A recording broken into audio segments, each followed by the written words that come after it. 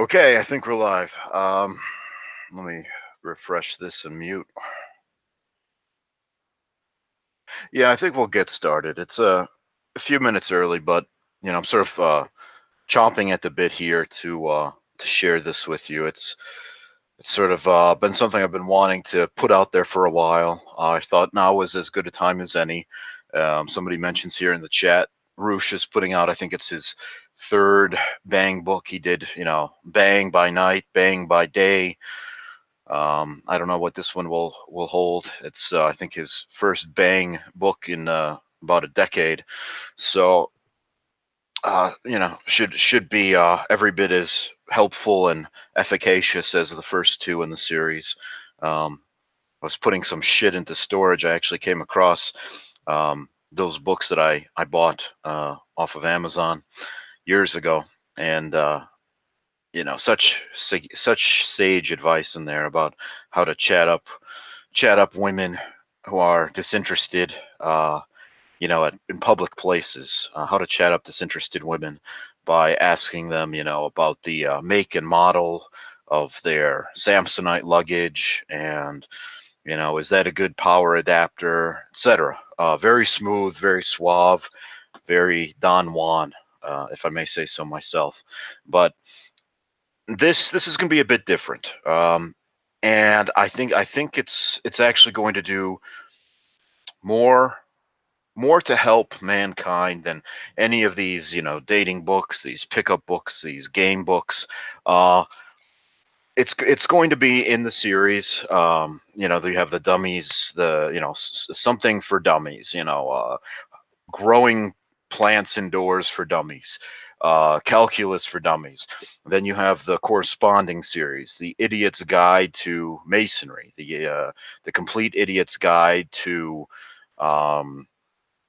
canning, the Complete Idiot's Guide to making your own uh, pool or whatever. It's like when on The Simpsons when Homer tries to build an above ground pool, and he ends up with something that's a barn, and an Amish man goes up. Tis a fine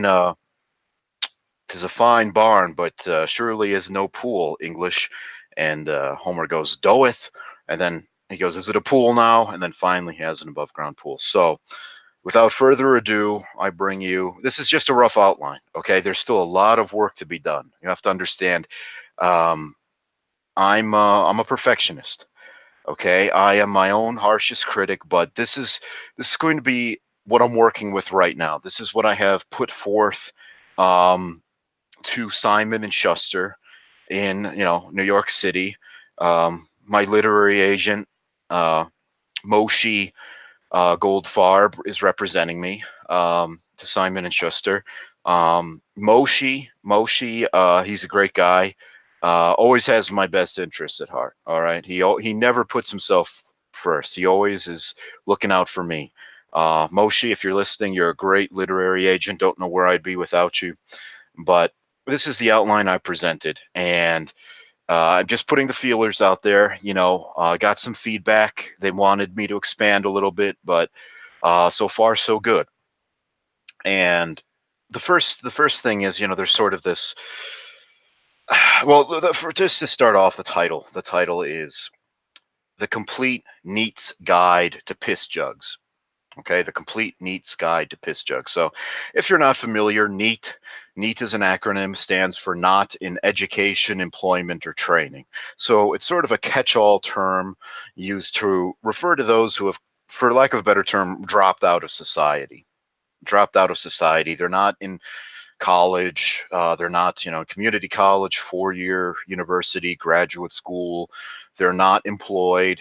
They're not in vocational training. So they're not in education, employment, or training. So basically, they've just dropped out of society. Um, and it's sort of a meme. It's unfortunate how these stereotypes emerge. Okay. Um, you have these, hurtful stereotypes that those who are neats, those who are, they refer to all the, the words, the dirty words, they're basement dwellers, they're neckbeards, And for some reason, they have put NEETs in the category of using what is colloquially known as a piss jug. A piss jug.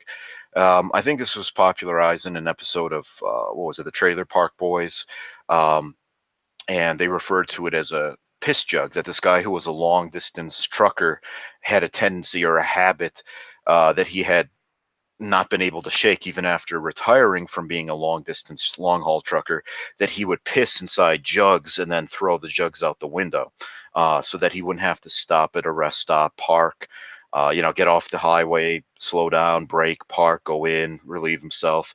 That costs you time, and if you do that every couple of hours, it's going to add up. So he had taken to pissing in jugs. Now, this is sort of it's a misnomer. Okay, first of all, it's a misnomer. Okay, the whole idea of a piss jug. Okay, and the media. I have to point the finger at the media here. Okay, the media really is to blame for a lot of the confusion and a lot of the misunderstanding that the public has about piss jugs. If you ever seen the Vince Vaughn, Jonah Hill, Ben Stiller movie, The Watch, from I think like 2012. There's a scene where they're in a stakeout, and Vince Vaughn's character is he's drinking beer in the back of the car. The car's parked like in a parking lot, and then he's been drinking beer, and he's like, I gotta piss. And Ben Stiller's character is like, well, you can't go outside. You can't open the door because we're on a stakeout. Somebody's going to see you, and it's going to blow our cover. So then he takes an empty beer can and he starts pissing into it. And the Jonah Hill's character goes, oh, it's incredibly controlled. And Vince Vaughn's character is like, don't relax, don't worry, I'm not getting it on your, I'm not spilling it. It's incredibly controlled, and that that is, again, it's contributing to the misconceptions that people have. So the first thing is just to clear up the misconceptions that people have about piss jugs. And again, I don't like that name. That name is so, it distorts what it is. Okay. Um, in times gone past, and we'll be getting into the rich history of piss jugs. Um, for all the people like to mock those who use piss jugs, um, for the majority of human existence, okay, people have used piss jugs. They were called chamber pots. Okay, chamber pots. Um, just because it doesn't have a lid on it doesn't make it any less of a piss jug. Okay, so up until up until the advent of indoor plumbing, I mean, you're talking the early 1900s. Even in many places, rural places, people continue to use outhouses. Uh, Outhouses into the 1900s, into, I would say, even the 1930s, 1940s. When you think of like the Dust Bowl, people were going outside when there was a dust storm and they had to use the outhouse. Um, but up until the advent of indoor plumbing, now, yes, you had some, aristocrats, some royalty who had the first indoor plumbing. Thomas Crapper. Whatever, he built a toilet, a functioning flush toilet for the Queen hundreds of years ago. But for the average person, okay, for the average person, relieving themselves meant a chamber pot. Okay, and you can still find these if you're into antiquing. You can occasionally find. Um, it'll be very rare for you to find an intact chamber pot. You'll find the chair, and you'll know that it was used for a chamber pot because it has a hole cut into where somebody would sit, and that is where the chamber pot was placed. Now, if it's 100, 200 years old, it's been separated from its foundation. It's been separated from its chair. It was broken, so we no longer have the intact chamber pot. Um, but even in the medical field, um, people use what are called urine bottles, urinals. again, when we say urinals, we don't mean the things that are on the wall. We mean those that are basically self-contained bottles with a handle that are used for bedridden patients, patients who are either elderly, infirm, they're undergoing some study where they should not be getting up and going to the bathroom. Perhaps they're, not. They're not strong on their feet. They're liable to fall over, suffer a head injury, break a hip. So for these patients, urine bottles, okay, piss jugs are a way of life. So the first thing is to settle on not so much a definition, but just a generalized understanding of what a piss jug is. Like I said, it can take many forms. It can take many forms. Everything from a chamber pot, okay, where people would urinate, defecate into at night, in the middle of the night, and then when morning came, they would open the window, throw it out into the street. That's allegedly even from where the practice of when a man and a woman would walk along a street. Um, the man, I believe, would walk on the outside, on the street side, and the woman would walk on the inside, so that if anybody were to open their window and throw the contents of the piss jug, the chamber pot, out the window, it would be more likely to hit the man because they were aiming for the street. And so it would be more likely to hit the man than the woman. So many of our traditions, okay, so many of our traditions, um, even from, the Victorian era, whatever, that we've sort of we've that we've inherited come from the humble piss jug, okay, and so it can take many forms. The open chamber pot, it can take the form of a urinary bottle in hospitals. um, these are very common. If you've ever worked in a medical setting, urinary bottles, urine bottles, they're very common. They're used for everything. Like I said, people who are bedridden, people who should have bed rest, people who have an enlarged prostate, and they have this urge. It's called nocturia. They have this nighttime urge to keep urinating. You don't want to disrupt the test. You don't want them in and out of bed, 5, 10 times a night. Things can go wrong. They can have a slip and fall. So it's easier just to provide them with a bottle, okay, and they use it underneath the covers. It's discreet, etc. Um, the things you see portrayed in the media on television shows where it's like a 1 gallon milk jug, okay, it's it's not like that, okay. There are a litany of reasons why what you see portrayed on some show like the Trailer Park Boys, it's not realistic, okay. People pissing in cans like Vince Vaughn's character in The Watch, it's not realistic, okay. For anybody who's ever had to give a urine sample, okay, at the doctor's office, um, you'll be presented with a small bottle. And again, this is a piss jug. Um, One of the pages in this book that I have going with my literary agent Moshi is going to show all of these are piss jugs, and it's going to be every type of container: a chamber pot, a small specimen jar, okay, used for drug testing. Um, the types of bottles with a handle that you get in a hospital. All of these are piss jugs. Okay, they all piss jugs come in many different shapes and sizes.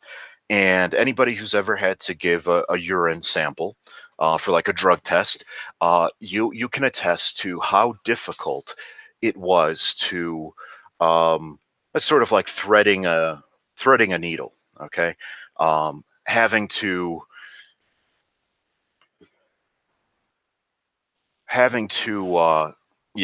urinate into a small bottle to a certain fill line. You don't want to fill it too high. You have to have enough in there, etc. You're spilling, you're pissing on the sides of the container. It's a nightmare. So right off the bat, we know that not all piss jugs are created equal. Okay, there is it's as much an art as it is a science when it comes to choosing the most appropriate piss jug for you. Um, some small, tiny specimen container, a 12 ounce, beer can. These do not work. These are not practical. These are just gags. Okay, they are not viable solutions. Okay, um, but what I want to get at, we've talked briefly about, chamber pots, in Europe, but it goes beyond that. Okay, there is a very rich history behind the piss jug. Um, think of India, the Untouchables, their caste system. Their caste system revolved around the piss jug. You had the Untouchables, whose job it was to basically carry out the waste, the excrement from the chamber pots. They would come at night, they would carry the chamber pots to the fields, and they would dump the contents of the chamber pots, aka the piss jugs, into the field, and they would return it. And for that, they were deemed the untouchables. They were the lowest of the low, the lowest caste system. Uh, it was seen as punishment for transgressions in an earlier life, a previous life, and that was their role. They were literally the shit carriers. Okay, they carried the waste away from the higher castes at night. They came, at night, and they carried everything to the fields to be dumped. Okay, so when anybody tries to put down, those who use piss jugs, well, you're kind of condemning all of human history. Okay, you're condemning the caste system, you're condemning India, you're condemning Europe with the chamber pots, you're condemning all of those who are who are hospitalized, those who have mobility problems, and that gets to piss jugs and you. Okay, it's like your body and you. Piss jugs, well, you'd say we have indoor plumbing, right? There's no need for using a piss jug anymore. Why would anybody opt for, why would anybody opt to use a piss jug in today's age? It's 2018, brah. Well, there are many reasons, okay? And we have to stress that this is a safe space. This is a safe space. There is no judgment here, okay? So, that's the first thing, is to understand this is a safe space. This is not nobody here is going to make fun of you if you do use colloquially what's known as a piss jug. Um, but there are multiple reasons. Okay, um, oftentimes it's out of practicality, sheer practicality.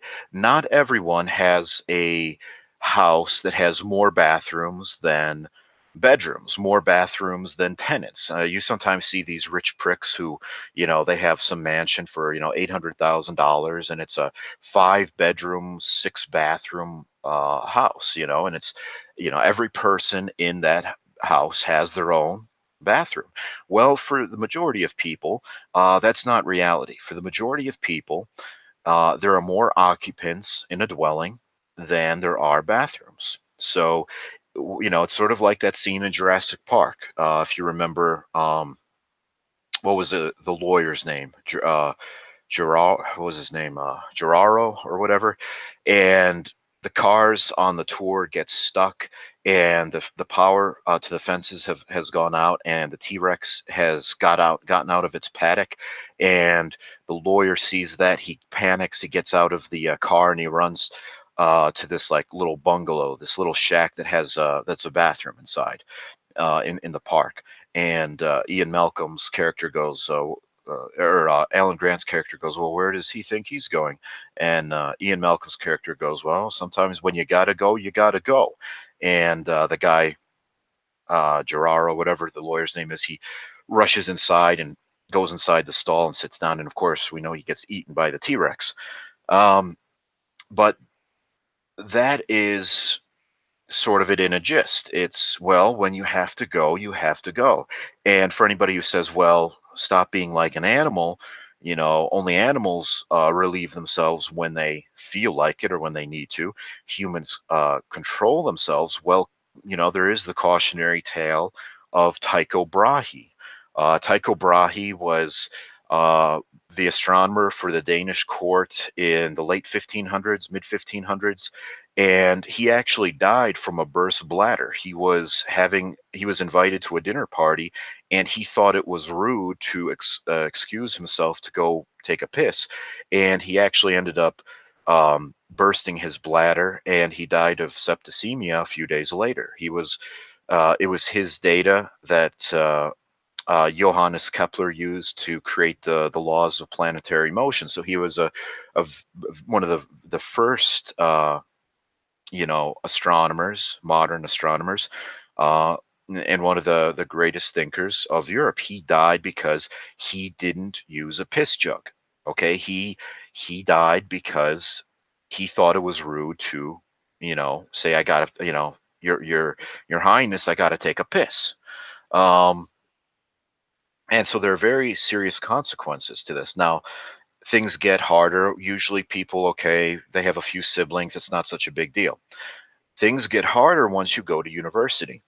Um, Even if you attend a very elite university, you're going to be sharing a room, a dorm. Sometimes if you're lucky, it's four people with one bathroom, so two people on either side and a bathroom in between. Oftentimes, it's one bathroom on the floor for everybody. And so if you want to piss, if you want to take a piss and you're not lucky to have the bathroom directly adjoining your dorm room where you're living and sleeping, you have to you have to get up and walk all the way down the hallway to where the bathroom is. That is how it works in university. There is oftentimes one bathroom on the entire floor, and it has, three or four toilets, three or four sinks, three or four shower stalls. But you have to get up in the middle of the night. uh, Remember your keys, otherwise you're going to lock yourself out, and you have to waddle down the hallway all the way to the communal bathroom. Okay, so oftentimes it's a matter of sheer practicality. There just aren't enough. There aren't indoor plumbing is not readily accessible. Yes, this is 2018. Yes, this is the Western world. But if when you got to go, you got to go. Oftentimes, if you're tired, if you're intoxicated, do you really want to?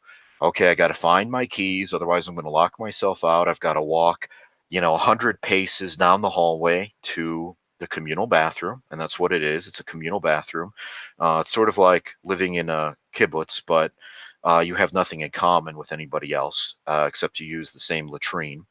And so it's sometimes just a matter of practicality. It's not accessible. It's not easily accessible, and so sometimes that's the impetus. That's how it all gets started. Um, that's how it all gets started. Is it's just a matter of practicality.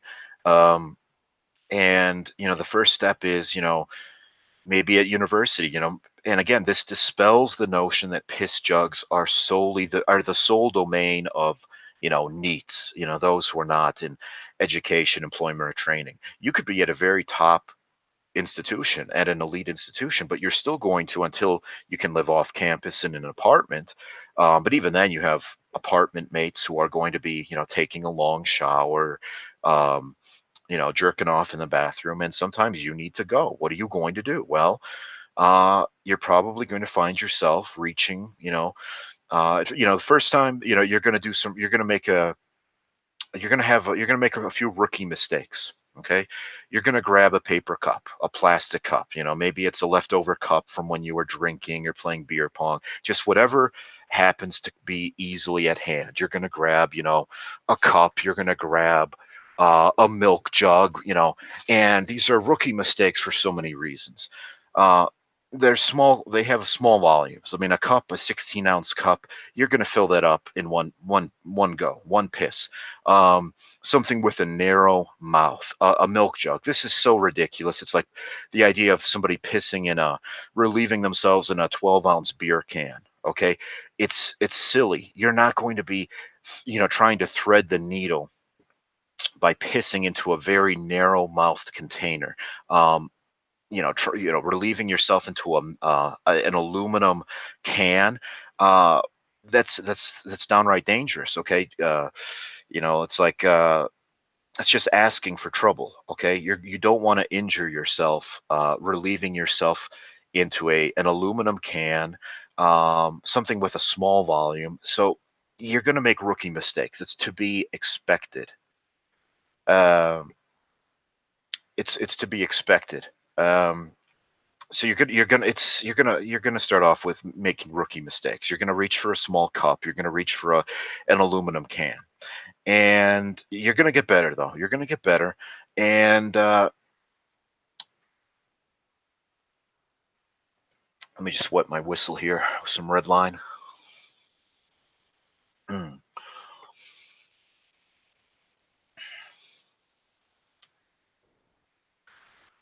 Well, somebody says you can always piss in the sink, case closed. That's true, but oftentimes you don't have access to the bathroom. That's the issue. The toilet and the sink are almost always in the same place. Um, so if you don't have access to one, you don't have access to the other. If you don't want to get up at 2 a.m. fumbling for a flashlight and your keys to go to the toilet, you also don't want to do the same thing to go relieve yourself in the sink. So those two are sort of intertwined. Um, so it's usually a matter of just practicality. That's how it starts. Okay.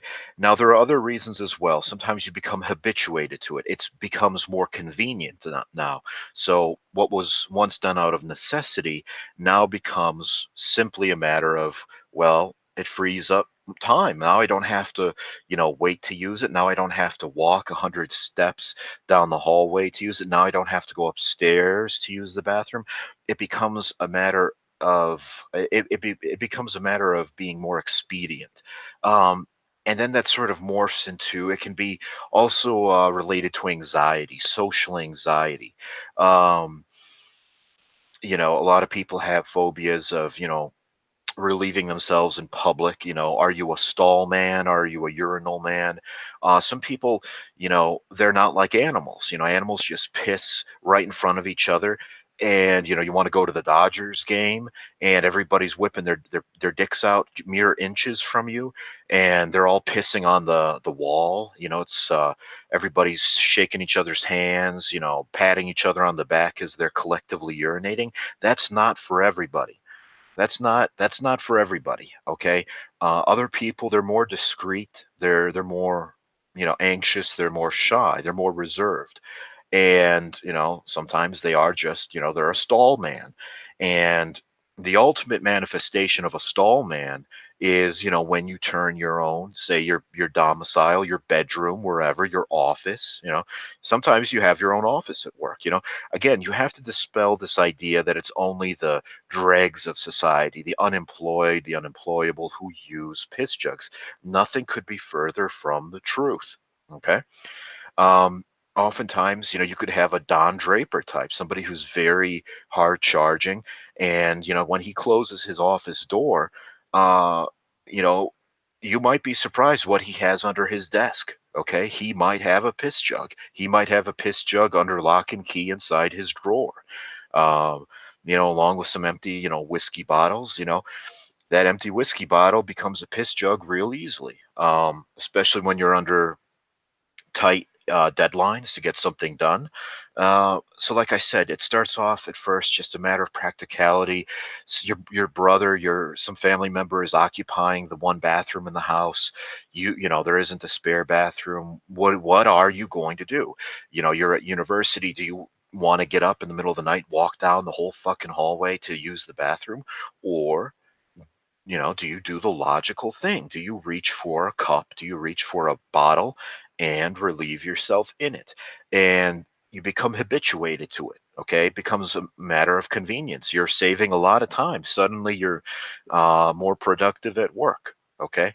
Uh, you're more productive. You don't have to deal with, people knocking on the stall door. You don't have to deal with, you know, people not washing their hands. We've all seen it. People who just use the bathroom and they leave. You know, they're disgusting. They have no concept of proper hygiene, and they just leave without washing their hands. Why do you want to be in such an environment? And let's so that's sort of my intro, the rationale behind piss jugs. And we've talked about, okay, you're going to start off making, rookie mistakes, but once you get past that, how do you select the right piss jug? Okay, what is, the ideal piss jug? And there are a few factors. I would say the first one is sheer capacity, just the volume that can be held by the piss jug. You don't want to be you don't want to be dehydrated. Okay, a lot of people will think, well, if I only have one can to piss in, one small bottle to piss in, I can't, I've got to limit my liquid intake. I can't be drinking a lot of water because I'm going to run out of piss jugs real fast. Okay, that's not the right mindset. Okay, you never want to make yourself dehydrated. Okay, you never want to do that. You definitely want to drink and flush your body with as much water as you can. And you're going to quickly discover, okay, well, if I'm going to do that, if I'm committed to being, well hydrated, I'm not going to be able to use these small little bottles or cans or cups or whatever. That's not feasible. So you're going to have to look at larger bottles. And people, they always, it's, the trailer park boys, they have the the comedy routine of, oh, it was a milk jug, a 1 gallon milk jug. It's got a handle. The mouth is too small. It's too small. You're going to be spilling all over. Okay, you want to, just because you're using a piss jug doesn't mean that you have to forsake proper hygiene. Okay, piss jugs can be actually more hygienic than public toilets. Okay, public toilets, I mean, they're spraying everything. You get spray back, you get the mist that is generated when you flush. So you're going to look at, a larger container. There are certain, types of, juice containers, orange juice, that have that wide mouth, that extra wide mouth, and they've got a cap. Uh, those are nice. Okay, that's probably the intermediate step between, just getting started with a cup, with a bottle, with a can, and so something that's much more extreme. That's a good in between. And you're still going to realize it lasts, a decent amount of time, maybe a day or two. And people have this misconception. Well, people start hoarding their piss jugs. They start hoarding their piss jugs. Okay, like, who was that? Howard Hughes, the spruce moose, the spruce goose. That what was his name? That reclusive billionaire from like the 1930s. Um, and they parodied that, with Montgomery Burns when he opens the casino, and you know he starts hoarding jugs of his own piss. Just because you use a piss jug doesn't mean you retain the piss jug. It just means that when it's appropriate, when it becomes available, when it becomes convenient, you dispose of it. And when we say dispose of it, we see these things all the time on. They have laws against, truckers throwing jugs of piss out the window. Um, it's kind of silly. Okay, when you settle upon a piss jug, and and if it's the right piss jug, okay, it's kind of like love. Okay, when it's right, it's right. You become attached to it. You're going to empty the piss jug. You're not just going to chuck the filled piss jug out the window. Okay, that's not reality. Okay, these people are, again, it's part of the shtick. It's comedy. Okay, it's comic relief to think that, you're going to have a long distance trucker rolling down his window, and he's just going to throw that jug of piss out the window. That's not reality. Okay, in reality, people become people become bonded with their piss jug. They become partial to the right piss jug. Okay. They're not just going to just throw it out. They're going to empty it. They're going to empty it, no doubt about that. But they're not going to just dispose of the piss jug, especially once they move beyond just, reusing a juice jug or something like that. Okay. Because the next step is realizing, well, okay, it's difficult. It's nigh on impossible to piss inside a can. It's nigh on impossible to piss inside, a milk jug. Okay, it's a very narrow container. It's very impractical.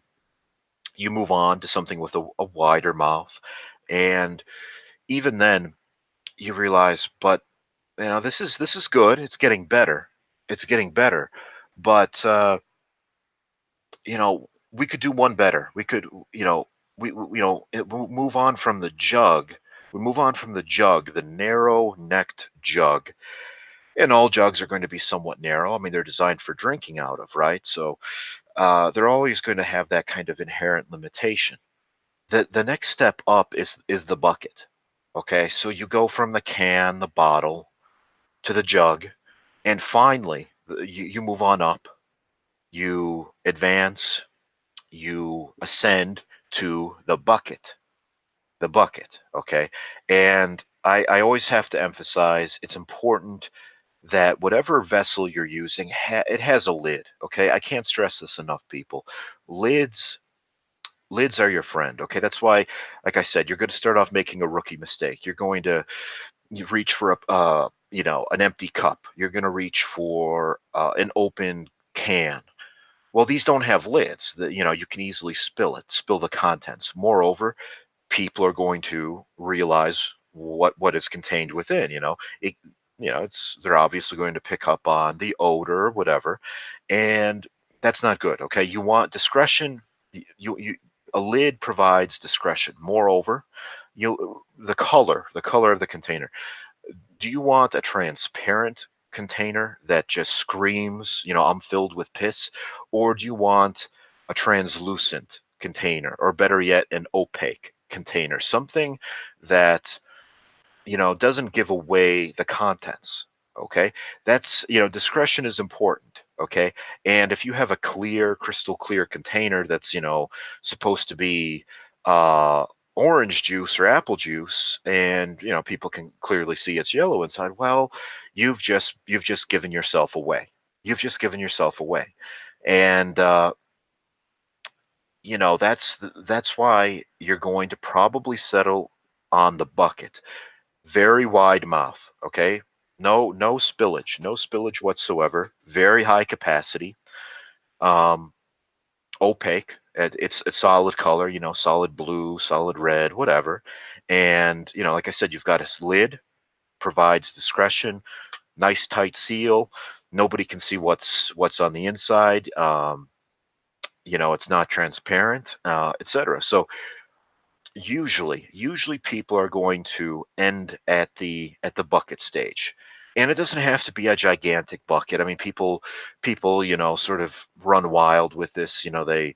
They start to envision like a 55-gallon oil drum, or some big barrel, like a barrel for whiskey. Again, that's fodder for the comedians. Okay, I'm not here to be a joker. I'm not here to be a comedian. Okay, I'm not Jerry Seinfeld. Okay, I'm here to help people. Okay, that's why I have this contract with Simon and Schuster. Okay, that's why I have a Jewish literary agent. Okay, how many of you people have Jewish literary agents? I get to keep I get to keep 1% of the proceeds. Okay. Moshe gets 10 times what I do, and Simon and Schuster, they get the rest. But that's still a pretty good deal. Okay. Um, I have a Jewish literary agent because I provide quality content. Okay, I'm not here to make light of people's anxiety problems, people's living situations, etc. That's again, it's a safe space. It's a safe space free from judgment. Okay, we're not here to pass judgment. Oh, we're going to get to that. Somebody says, they mentioned water balloons. again, this is an outline. This is just merely an outline.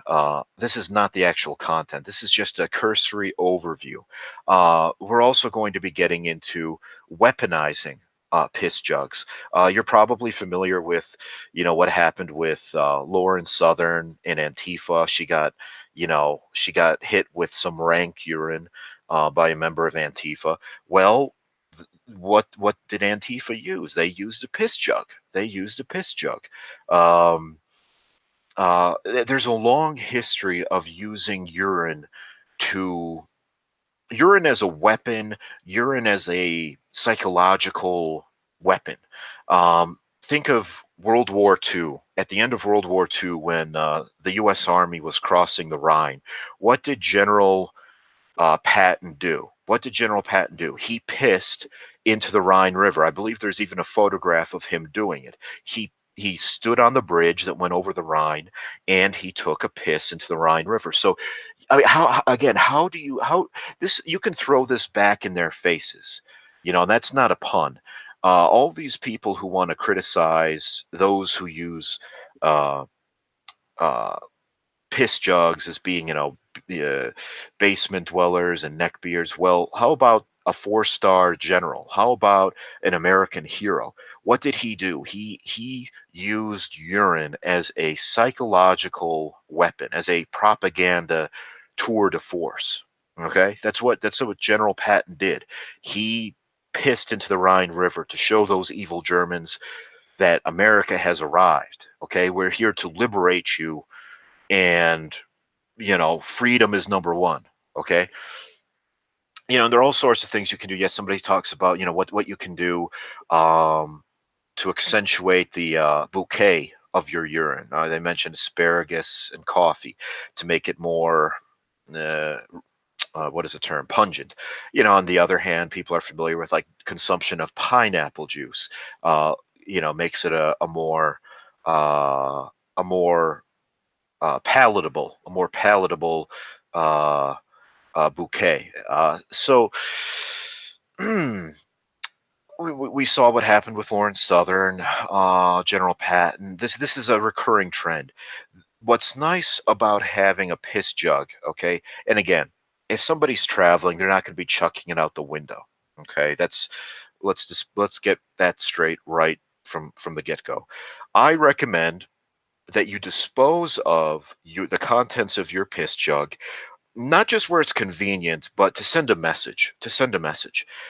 So if you happen to come across, say, a memorial to the Abraham Lincoln Brigade, who were the communists, who were American citizens who fought for the communists in Spain in the 1930s.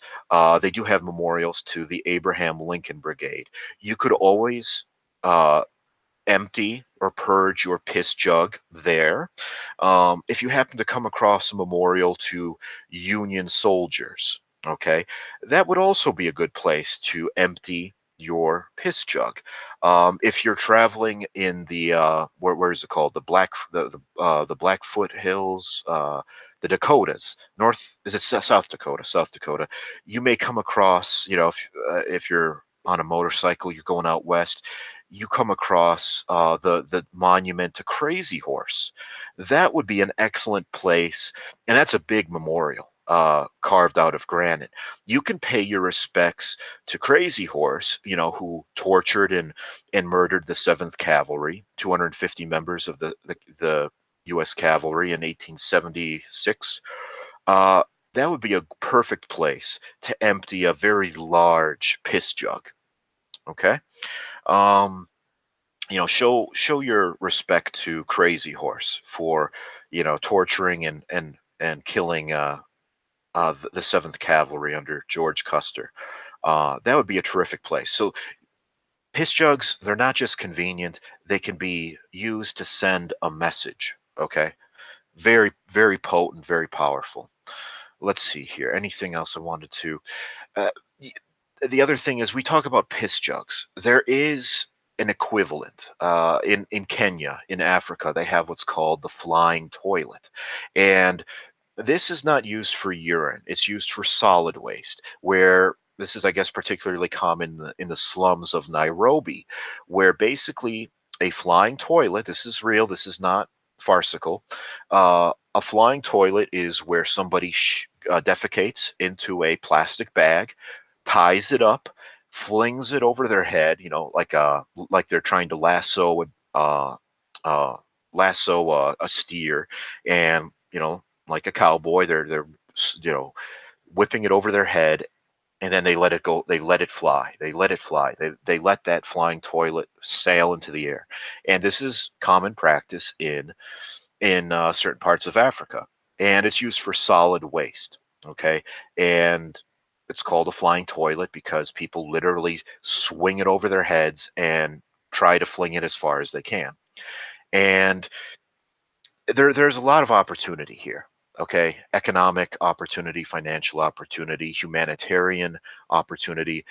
Just reading on Wikipedia, apparently a Swedish company has made a more advanced and safer sanitation solution, um, which has a similar simplicity to the flying toilet and also uses plastic bags. The Swedish company P Pupil has introduced a toilet bag called the Pee Poo Bag, and it is a personal, single use, self sanitizing, fully biodegradable toilet. The bag is used in humanitarian responses, schools, and urban slums in developing countries such as Kenya. Okay, so listen, people, if you major in STEM, if you major in STEM, okay, you spend 4 years getting your chemical engineering degree, you can do a lot of good with that. Okay, you can do a lot of good. You could come up with you can study human factors, you can study ergonomics, you can study chemical engineering, and you can come up with a solution, a viable solution, um, that basically is biodegradable, prevents outbreaks of, you know, different communicable diseases, in particular cholera, diarrhea, etc. Um, so you can put your STEM degree to good use. Okay, there are a lot of opportunities here.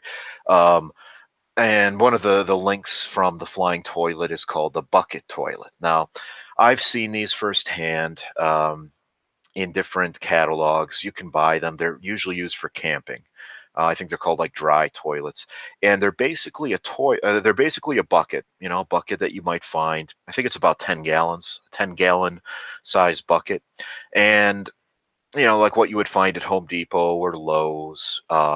A cheap bucket, okay, $4 or $5, and it basically, instead of having just a plastic lid, it has a seat with a cover, okay, a luggable loo. There you go. There you go. Exactly. That is the name. That is not making it up.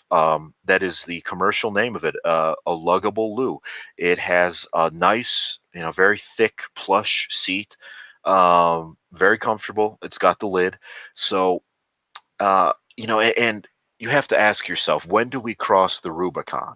When do we cross the Rubicon? Pissing, your liquid waste is one thing, but do we cross the Rubicon when we start to use it for solid waste? Okay, is there a line in the ground, a line in the dirt that we should just not cross? Do we lose part of our humanity when we take that step and go from piss jugs to an African flying toilet? Do we is that a retrograde decision? You can view it one of two ways. It's either the ultimate triumph of the piss jug, okay, or it's a step down. Okay, we're surrendering part of our human decency. We're surrendering part of you know what it mean. We might as well not. We might as well stop walking upright would be the next thing, right?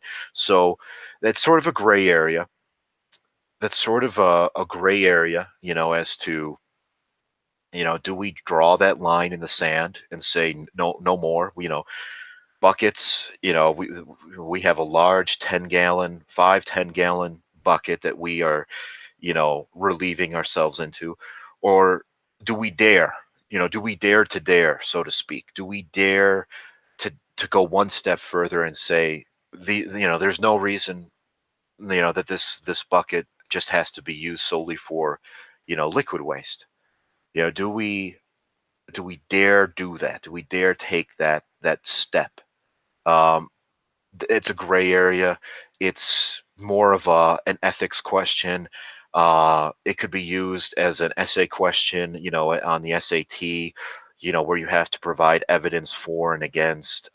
It's more of a question, for people who are, a delegation to the United Nations, for instance, or the model of American states, or something like that. It's a philosophical question. It's an existential question.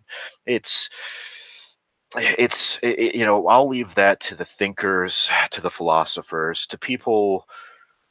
I'm just a simple man, okay, and I can't answer that question. um I'm just there to point out that it is a question, it is a point of contention. But this is just, as an overview to my book. It should be out later this fall if everything is goes according to plan. um but instead of seeing it as something to be ashamed of, people will use it as an insult. Oh, neats with their piss jugs. I view it as the opposite. Okay, it's part of our collective culture, um, going back hundreds, thousands of years. Okay, like I said, the chamber pot, etc. The entire caste system of India is based on piss jugs, um, and it's it's not just a relic from the past. I think it has the ability to come full circle. Okay, piss jugs have the ability, they have the potential to unite us all, and to transcend, yeah, transcend class, transcend race, transcend borders. Okay, that's how I view it. Okay, as an opportunity. Okay, not as a relic that should be forgotten about, a relic from the past that we should just out of sight, out of mind. Um, it really the piss jug really does have the opportunity to bring us all closer together. Okay, the humble piss jug, could it be the solution to you know try different conflicts, border skirmishes and national rivalries? It could be. I mean, maybe I'm naive, maybe I'm just too hopeful. But if there's anything out there that could bridge nations and bring people together, it could very well be the piss jug. Okay, it could very well be the piss jug. um, it has the ability to bring people together regardless of any ideological differences, racial differences, etc. It really does have the ability to, it's e pluribus unum, right? We should modify that. Instead of e pluribus unum, it could be e piebus unum. Okay, instead of out of many one, out of p one. Okay, on the dollar bill, on the U.S. currency, e pluribus unum, out of many one, e piebus unum, out of p one. And I think that could be I think that could be the subtitle to the book. E piebus unum, out of p one. I'm going to put this here. Yes, this was good. Some thoughts you don't have unless you're just you know sharing them in a free form style, so to speak. Yes, that could be the title. I like that. That resonates with me very much. Let's see.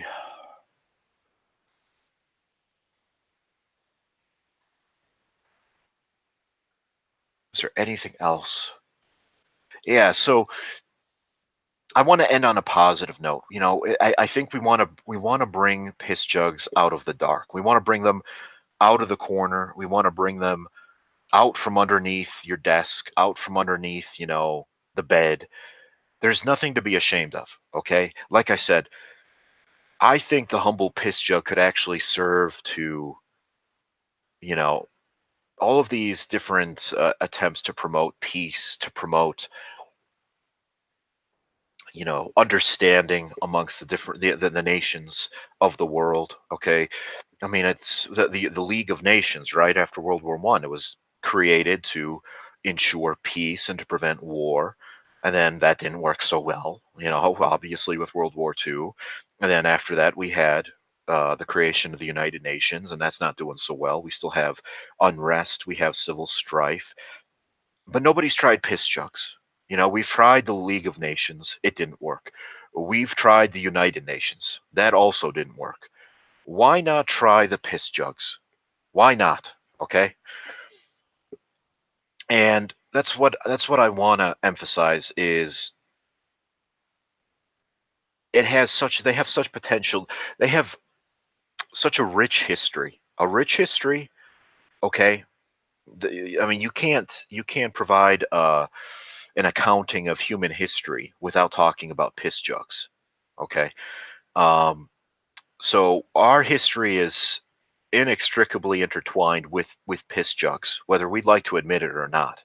But instead of we need to come out of the closet, okay, when it comes to piss jugs. You know, people have this idea that they piss jugs must be hidden. They must be, hidden under a bed. They must be hidden, under a desk. And I'd say no longer. No longer, okay? We need to come out of the closet, okay? There are more of us than there are of you. Okay, it could be your friend, it could be your neighbor, it could be your boss, it could be your child, your son, uh, and we need to come out of the closet when it comes to piss jugs. And I'd like to start seeing a movement dedicated to piss jug pride, being open about it. Okay, there was a time when gays had to be in the closet, they had to be closeted and circumspect about their orientation. Well, why do we have to condemn ourselves to the darkness? Okay, I say no longer, people. Okay, we need to take to the streets and demand respect. Okay, we demand that our lifestyle be respected and that our lifestyle choices be respected. Okay, we don't want to be discriminated against in the workplace. Okay, uh we should not have to risk being reported to human resources because the busybody at the next cubicle doesn't like us urinating in a bottle and putting it underneath our desk. Okay, I'm a model employee. I'm a model employee. I'm being more productive by using a piss jug. Okay, I'm saving the company time. I'm saving the company money. I should be promoted. I should be worker of the month because of the piss jug. It's like that episode of The Simpsons where the Mr. Burns uh, names this inanimate carbon rod as worker of the month, and he holds up this inanimate carbon rod, and he gives it the Worker of the Month award. So why should we be stigmatized because of our choices? I mean, we see all over, college campuses, at corporate headquarters, we have lactation rooms. Lactation rooms, for women to use their breast pump to get milk for their baby. Well, um, we need to have a similar trend for the piss jug. Okay, there used to be a time when people did not like the sight of a breastfeeding woman. They did not like to see the apparatus, the breast pump, the milk pump. They did not like to see that. They did not like to see that. That was not something you did in polite company. We need to have a similar movement for the piss jugs. Okay, out of the closet, out from underneath the bed, into the streets. Okay, and we've seen, I think it was it Amsterdam or something, you had these like radical, I think they were feminist groups, they were pouring concrete into these like public urinals that that were set up for men. Like after they were out drinking, they could relieve themselves instead of like a porta potty with doors and things. It was just like a very minimalistic, maybe something for modesty and a drain that they would piss into. And for some reason, the feminists didn't like that men had the ability to piss um, on the ground, on the streets, behind a small partition, so they sabotaged them. Well, okay, fair is fair. Fair is fair, and I can understand that. And that's why we push for piss jugs. It is discreet. It is much more discreet than public urination, urinating in a back alley behind a dumpster on the wall. We're not animals. We're not animals. Okay, we're not like a tomcat or a dog, marking its territory. Okay, we are civilized. We are civilized human beings, and we deserve respect. Okay, so like I said, that is my message. Okay. And I want it to be one of motivation and inspiration. I think this can transcend borders, transcend different languages. It has the potential to bring together people of different races, faiths, etc., the likes of which the League of Nations never accomplished, the United Nations has never accomplished. It could be the piss jug that does that. And so like I said, out of the dark into the light. Okay, you need to be proud. We need to be proud of the piss jug. Okay, um, that's my message. We need to be proud of it. Okay, no longer should we feel the stinging shame. No longer shall we be reduced to blushing when or at the risk of our piss jugs being discovered. Uh, there's nothing to be ashamed of. Like I said, the whole history of of of different civilizations, okay, European, Indian, etc., uh, is built on the humble piss jug. So a little respect, I think, is due to the humble piss jug. Okay, the piss jug has given so much, and it asks for so little. Okay, so that is my message. This was just a brief primer into my forthcoming book. It's Moshi, my literary agent, is in discussions right now with Simon and Schuster, but it should be out later this fall. And let's see here. Are there any questions? Any comments?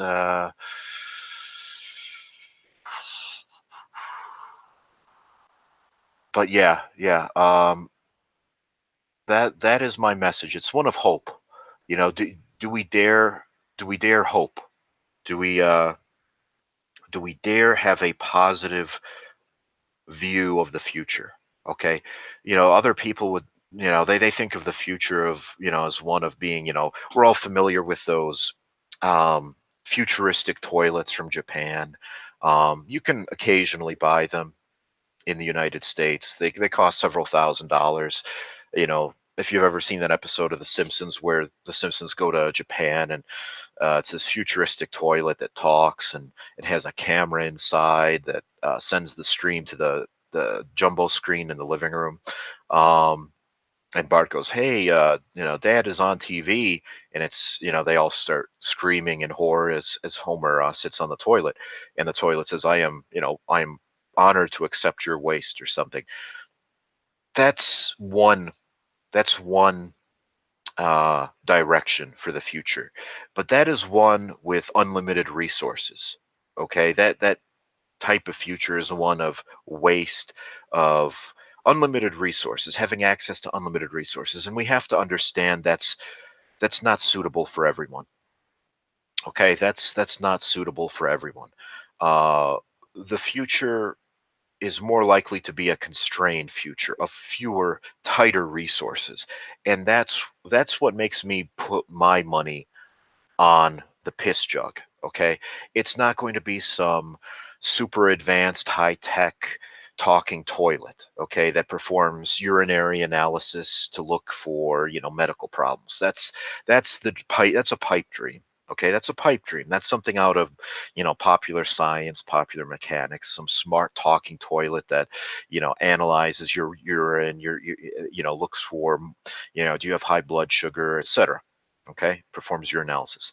We have to return to our roots. We have to return to our roots. And that means making it simpler, making it so everybody has access. Okay. Not just the elites, not just the elites. Okay.